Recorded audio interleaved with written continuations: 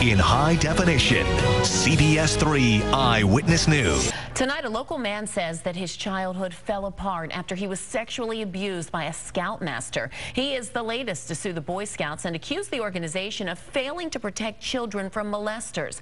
Eyewitness News reporter Jerika Duncan is live tonight in the news center with more on this lawsuit. Jerika. Well, Susan, that victim's attorney says the complaint is one of the first lawsuits filed in Pennsylvania related to sexual abuse by a Scoutsmaster since the Boy Scouts' release of what are called the perversion files.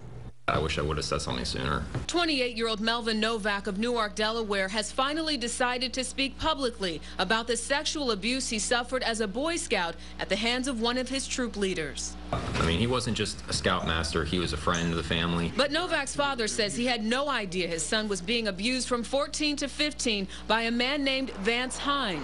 Hine worked with the Boy Scout Troop 84 in Westchester. The troop came from this church. Back then it was called the Marshallton 2nd Ward of the Church of Jesus Christ of Latter-day Saints. This evil man perpetrated this crime on my son. Evil people can fool us all, completely fool us all.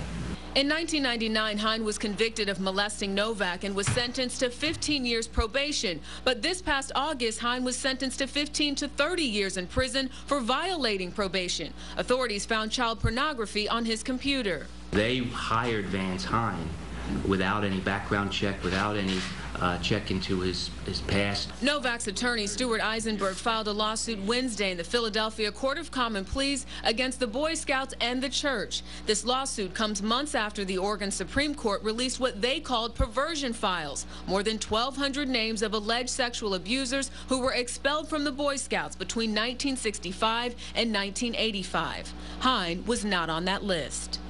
Now, the Boy Scouts did release a statement that reads in part, any instance of child victimization or abuse is intolerable and unacceptable. While we have not seen the lawsuit, we deeply regret that there have been times when Scouts were abused. And for that, they say we are very sorry and extend our deepest sympathies to the victims. Reporting live in the news center tonight, Jerika Duncan, CBS 3.